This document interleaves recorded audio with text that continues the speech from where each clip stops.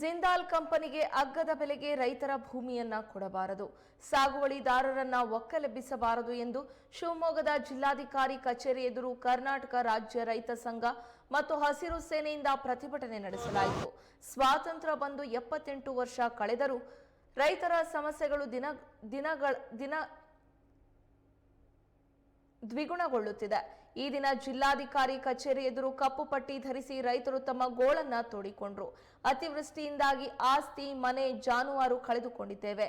ಇದಕ್ಕೆ ತಕ್ಷಣ ಪರಿಹಾರ ನೀಡಬೇಕು. ವಿದ್ಯುತ್ ಖಾಸಗೀಕರಣವನ್ನ ಕೈಬಿಡಬೇಕು. ರೈತರಿಗೆ ತಕ್ಷಣ ಸಾಗುವಳಿ ಹಕ್ಕು ಪತ್ರ ನೀಡಬೇಕು ಎಂದು ಮನವಿ ಪತ್ರದ ಮೂಲಕ ಸರ್ಕಾರಕ್ಕೆ ಒತ್ತಾಯಿಸಿದರು. ಬ್ಯಾಂಕುಗಳು ಬಲವಂತವಾಗಿ ರೈತರ ಸಾಲ ವಸೂಲಿಗೆ ಮುಂದಾಗಿವೆ. ಈ ನಡೆ ಸರಿಯಲ್ಲ. ಸಾಲ ವಸೂಲಿ ನಿಲ್ಲಿಸಬೇಕು ಮತ್ತು ಶರಾವತಿ ನೀರನ್ನ ಬೆಂಗಳೂರಿಗೆ ಕೊಂಡೊಯ್ಯುವುದನ್ನು ತಕ್ಷಣ ಕೈಬಿಡಬೇಕು ಎಂದು ಆಗ್ರಹಿಸಿದರು.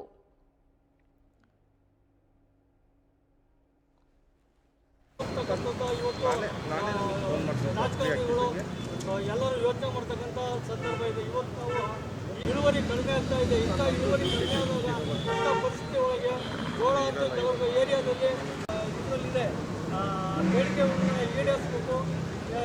ಇವತ್ತು ಸರ್ಕಾರಕ್ಕೆ ಮನವಿ ಕೊಡ್ತಾ ಇದ್ವಿ. ಮನವಿ ಪತ್ರದ ಮೂಲಕ ನಮ್ದು ಏನೇನು ಸಾಗುವಳಿದಾರರನ್ನ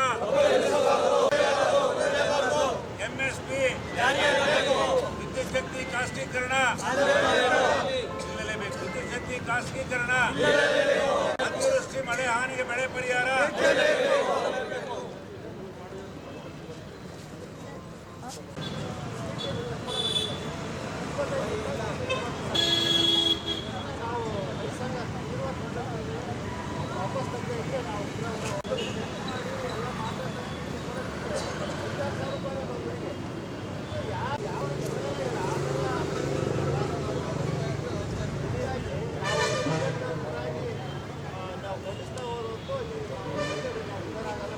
ಕರ್ನಾಟಕದ ಆದ್ಯಂತ ಎಲ್ಲ ಜಿಲ್ಲೆಗಳಲ್ಲೂ ಕೂಡ ಇವತ್ತು ಕರಾಳ ದಿನಾಚರಣೆಯನ್ನು ಆಚರಣೆ ಮಾಡ್ತಾ ಇದ್ದೀವಿ.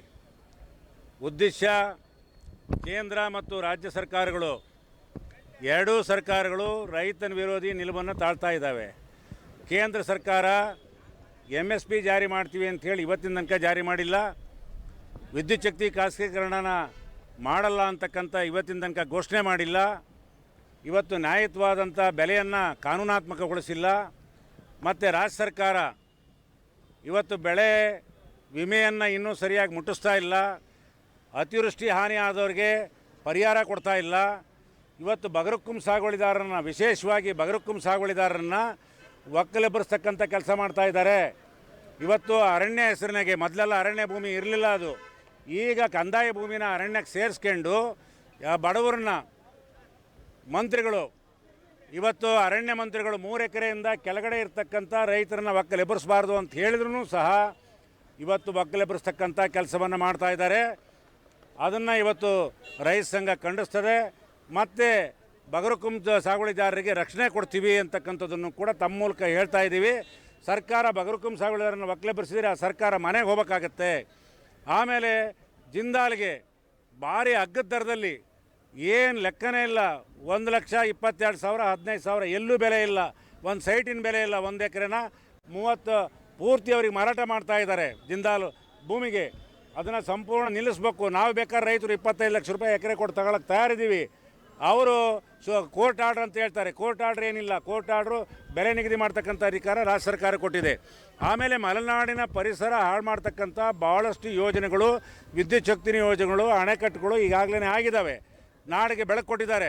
ಮತ್ತೆ ಪುನಃ ಬೆಂಗಳೂರಿಗೆ ಇಲ್ಲಿಂದ ಪರಿಸರ ಹಾಳು ಮಾಡಿಬಿಟ್ಟು ಇವತ್ತು ಮರ ಗಿಡವನ್ನು ನಾಶ ಮಾಡಿಬಿಟ್ಟು ಬೆಂಗಳೂರಿಗೆ ಹೋಗ್ತಕ್ಕಂಥ ಶರಾವತಿ ಯೋಜನೆಯೂ ಕೂಡ ಇವತ್ತು ಕರ್ನಾಟಕ ರಾಜ್ಯ ರೈತ ಸಂಘ ವಿರೋಧ ಮಾಡುತ್ತೆ. ಯಾವುದೇ ಕಾರಣಕ್ಕೂ ಶರಾವತಿ ಯೋಜನೆಯನ್ನು ತಗೊಂಡೋಗಬಾರ್ದು. ಬೆಂಗಳೂರಿಗೆ ವಿದ್ಯುತ್ ಶಕ್ತಿ ಖಾಸಗೀಕರಣ ಮಾಡಬಾರ್ದು. ಆಮೇಲೆ ಜಿಂದಾಲ್ಗೆ ಭೂಮಿ ಕೊಡಬಾರ್ದು. ಇವತ್ತು ಅತಿವೃಷ್ಟಿ ಅನಾವೃಷ್ಟಿಗೆ ಸರಿಯಾದಂಥ ಪರಿಹಾರ ಕೊಡಬೇಕು. ಬೆಳೆ ವಿಮೆಯನ್ನು ಸಂಪೂರ್ಣ ರೈತರ ಖಾತೆಗೆ ಜಮಾ ಆಗ್ತಕ್ಕಂಥದ್ದು ಮಾಡಬೇಕು. ಸರ್ಕಾರ ಇವತ್ತು ತುಂಗಾ ಲಿಫ್ಟ್ ಇರಿಗೇಷನ್ಗೆ ಹಣ ಕೊಟ್ಟಿಲ್ಲ ಅಂಥೇಳಿ ಮಳೆಗಾಲದಾಗೆ ಕೆರೆ ತುಂಬಿಸ್ತಕ್ಕಂಥದಕ್ಕೆ ವಿದ್ಯುತ್ ಶಕ್ತಿ ನಿಲ್ಲಿಸ್ತೀವಿ ಅಂತ ಹೇಳಿದ್ದಾರೆ. ಇವತ್ತು DC ಅವ್ರ ಹತ್ರ ಹೋಗಿ ಇವತ್ತು ಭೇಟಿ ಮಾಡಿದ್ವಿ. ನಿಲ್ಸೋಕ್ಕಾಗಲ್ಲ ಅಂತ ಹೇಳಿದ್ರು. ಅಡಿಷನಲ್ DC ಅವ್ರು ಹೇಳಿದರು ನಮ್ಮ ಎ ಸಿ ಆಫೀಸಿಂದು 22 ಲಕ್ಷ ಇದೆ ಕಟ್ಟಿಲ್ಲ ಸರ್ಕಾರ ಅಂತ. ಅಂದರೆ ಇವತ್ತು ಸರ್ಕಾರಿ ಕಚೇರಿಗಳಿಗೆ ಸಿದ್ದರಾಮಯ್ಯ ಸರ್ಕಾರ ಗ್ಯಾರಂಟಿ ಯೋಜನೆ ಕೊಡೋ ಹೆಸರಿನಲ್ಲಿ ಸರ್ಕಾರಿ ಕಚೇರಿಗಳಿಗೆ ಇವತ್ತು ವಿದ್ಯುತ್ ಶಕ್ತಿ ಕಟ್ಟಕ್ಕೆ ಸಾಧ್ಯ ಆಗದೇ ಇರತಕ್ಕಂಥ ಪರಿಸ್ಥಿತಿ ಬಂದಿದೆ. ಇವತ್ತು KSRTC ಬಸ್ ನಡೆಸದೇ ಇರತಕ್ಕಂಥ ಬಂದಿದೆ. ಮೆಸ್ಕಾ ಕಂಪನಿಗಳು ವಿದ್ಯುತ್ ಶಕ್ತಿ ಕೊಡೋಕ್ಕೆ ಆಗಲೇ ಇರದಂಥ ಸ್ಥಿತಿಗೆ ಬಂದಿದ್ದಾವೆ. ಇವತ್ತು ಸರ್ಕಾರಿ ನೌಕರಿ ಸಂಬಳ ಕೊಡೋಕ್ಕಾಗದೇ ಇದ್ದಂಥ ಸ್ಥಿತಿ ಬಂದಿದ್ದಾವೆ. ಇವತ್ತು ಗೃಹಲಕ್ಷ್ಮಿ ಯೋಜನೆಯಲ್ಲಿ 2,000 ರೂಪಾಯಿ 2-3 ತಿಂಗಳಿಂದ ಹಾಕಿಲ್ಲ. ಇವತ್ತು ಗ್ಯಾರಂಟಿ ಯೋಜನೆಗಳು ಸರಿಯಾದಂಥ ರೀತಿಯಲ್ಲಿ ಜಾರಿ ಆಗ್ತಾ ಇಲ್ಲ. ಸರ್ಕಾರ ದಿವಾಳಿ ಆಗ್ತಾ ಇದೆ ನಂಗೆ ಕಾಣಿಸುತ್ತೆ. ಎಲ್ಲ ಭ್ರಷ್ಟಾಚಾರವನ್ನು ಮಟ್ಟ ಹಾಕಬೇಕು ಸಿದ್ದರಾಮಯ್ಯನವರು. ಭ್ರಷ್ಟಾಚಾರದ ಕೂಗನ್ನು ನಾವು ಪ್ರಾಮಾಣಿಕ ಸರ್ಕಾರ ಅಂತ ಅಧಿಕಾರಕ್ಕೆ ಬಂದಂಥ ಸರ್ಕಾರ 40% ಸರ್ಕಾರ ಅಂತ ಹೇಳಿ ಅಧಿಕಾರಕ್ಕೆ ಬಂದಂಥ ಕರ್ನಾಟಕ ಸರ್ಕಾರ, ಕಾಂಗ್ರೆಸ್ ಸರ್ಕಾರ ಮತ್ತೆ ಪುನಃ ಭ್ರಷ್ಟಾಚಾರದಲ್ಲಿ ಹಿಂಬಾಗಿಲಿಂದ ತೊಡಗ್ತಾ ಇದೆ. ಸಂಪೂರ್ಣ ಭ್ರಷ್ಟಾಚಾರವನ್ನು ನಿಲ್ಲಿಸಬೇಕು, ರೈತ ಪರವಾದಂಥ ಯೋಜನೆಗಳನ್ನು ಜಾರಿಗೆ ಮಾಡಬೇಕು ಅಂಥೇಳಿ ಇವತ್ತು ಕರ್ನಾಟಕದ ರಾಜ್ಯದ 26 ಜಿಲ್ಲಾ ಕೇಂದ್ರಗಳಲ್ಲಿ ಇವತ್ತು ಚಳವಳಿಯನ್ನು ಮಾಡ್ತಾ ಇದ್ದೀವಿ. ಸರ್ಕಾರಕ್ಕೆ ಹಕ್ಕೊತ್ತಾಯಗಳನ್ನು ಕೊಡ್ತಾ ಇದ್ದೀವಿ. ಸರ್ಕಾರ ಏನಾದರೂ ಪರಿಗಣನೆ ಮಾಡದೇ ಇದ್ದರೆ ಮುಂದಿನ ದಿನಗಳಲ್ಲಿ ಉಗ್ರವಾದಂಥ ಚಳವಳಿಯನ್ನು ಮಾಡ್ತೀವಿ ಅಂತಕ್ಕಂಥದ್ದನ್ನು ತಮ್ಮ ಮೂಲಕ ಇವತ್ತು ಸರ್ಕಾರಕ್ಕೆ, ಎರಡೂ ಸರ್ಕಾರಗಳಿಗೆ ಎಚ್ಚರಿಕೆ ಕೊಡ್ತಾ ಇದ್ದೇವೆ. ಅದು ಎಲ್ಲ ಜಮೀನುಗಳನ್ನು ಇವತ್ತು ಫ್ರೀಯಾಗಿ ವಿದ್ಯುತ್ ಶಕ್ತಿಯನ್ನು ಕೊಡ್ತಕ್ಕಂಥ ರೈತ ಸರ್ಕಾರಿಗೂ ಇವತ್ತು ಆಧಾರ್ ನಂಬರ್ ಜೋಡಣೆಯನ್ನು ಮಾಡಿ ಅದನ್ನು ಮಾಡಬಾರ್ದು ಅಂತ ಹೇಳ್ತಾ ಇದ್ದೀವಿ. ಅದೇ ರೀತಿ ಸ್ವಾಮಿನಾಥನ್ ವರದಿಯನ್ನು ಇವತ್ತು ಜಾರಿಗೆ ತರ್ತೀವಿ. 10 ವರ್ಷ ಸರ್ಕಾರ ಮಾಡಿ ಮತ್ತೀಗ 11ನೇ ವರ್ಷಕ್ಕೆ ಕಾಲಿಟ್ಟಿದ್ದಾರೆ. ಆದರೂ ಅದನ್ನು ಸ್ವಾಮಿನಾಥನ್ ವರದಿಯನ್ನು ಜಾರಿಗೆ ತರಲಿಕ್ಕೆ ಆಗ್ತಾ ಇಲ್ಲ. MSP ಬೆಲೆನೂ ಕೊಡೋದು ಹೋಗುವಂಥ ಪರಿಸ್ಥಿತಿ ಬಂದಿದೆ.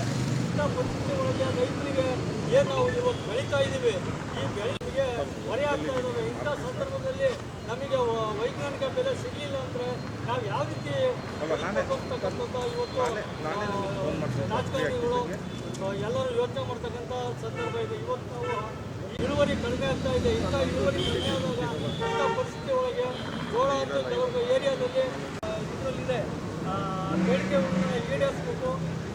ಇದು ಇವತ್ತು ಸರ್ಕಾರಕ್ಕೆ ಮನವಿ. ಬಗರುಕುಂ ಸಾಗುವಳಿದಾರರನ್ನ ಸಾಗುವಳಿದಾರರನ್ನ